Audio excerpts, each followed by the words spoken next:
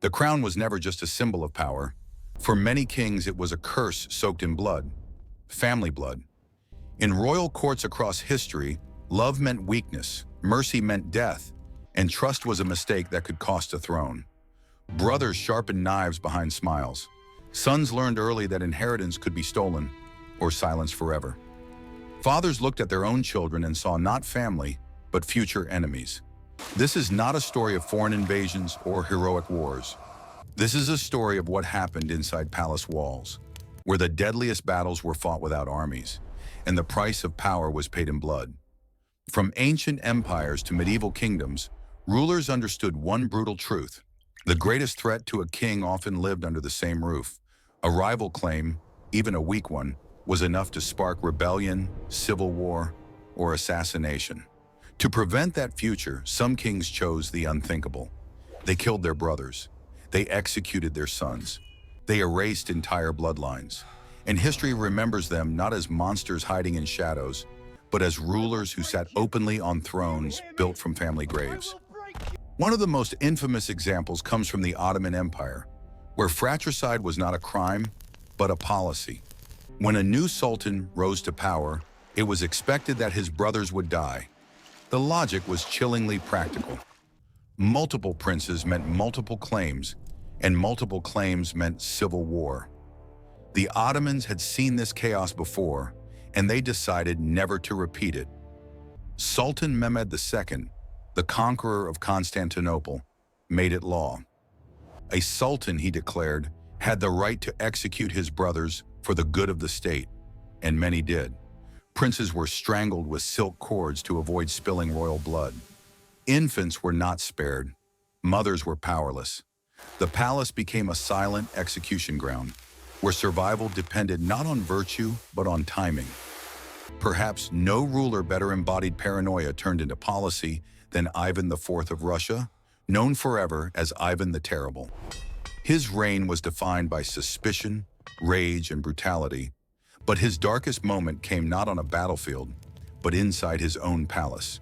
In 1581, during a heated argument, Ivan struck his eldest son, Ivan Ivanovich, with a staff. The blow was fatal. As blood pooled on the floor, the Tsar realized what he had done. Witnesses said he screamed in horror, cradling his dying son, begging God for forgiveness. But it was too late.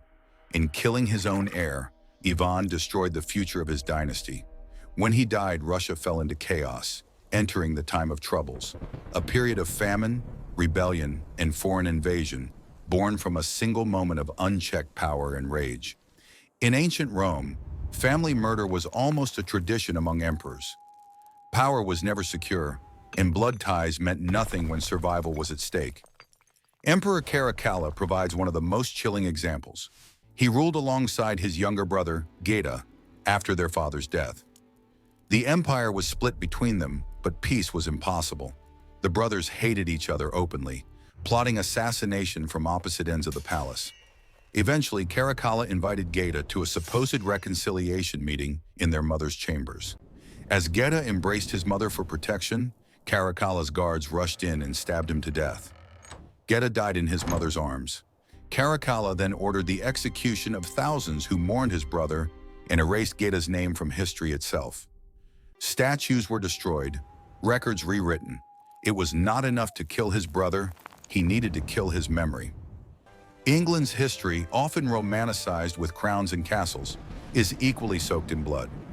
During the Wars of the Roses, royal family members slaughtered each other for decades. But one king stands out in particular, Richard III. When his brother King Edward IV died, Richard became protector of the realm for Edward's two young sons. The boys, Edward V and his brother Richard, were placed in the Tower of London, supposedly for their safety.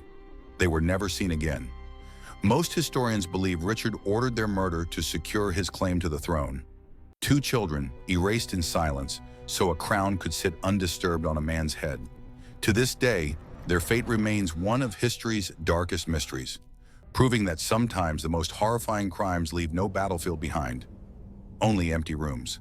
In China, dynasties rose and fell through cycles of betrayal that often began within families.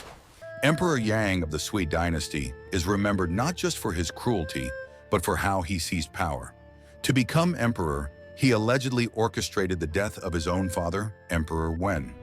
Historical records suggest manipulation, isolation, and possibly poisoning. Once crowned, Yang eliminated brothers and cousins who posed threats. His reign became so oppressive that rebellion erupted across China, leading to the dynasty's collapse. In trying to secure absolute power, he ensured absolute destruction, not just of his family, but of his empire. Mughal Emperor Aurangzeb offers another chilling lesson in ambition. When his father Shah Jahan fell ill, Aurangzeb did not wait for inheritance. He declared war on his own brothers. One by one, he defeated them, executing or imprisoning each. His brother Dara Shikoh, a beloved and intellectual prince, was captured and publicly beheaded.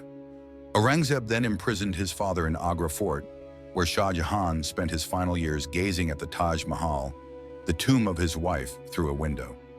Aurangzeb ruled for decades, expanding the empire, but historians still debate whether his reign strengthened or doomed the Mughals.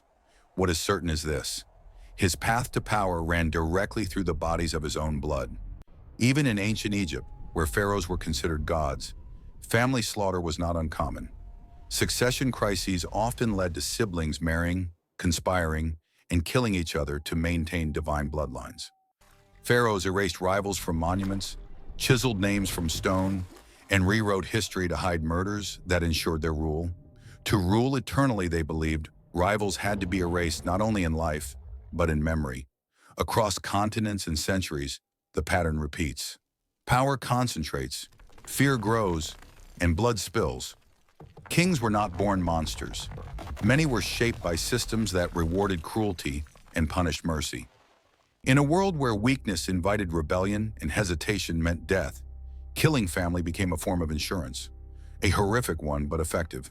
Yet the irony remains. Many of these kings, after killing their own blood to stay in power, still lost everything. Their empires collapsed. Their names became curses.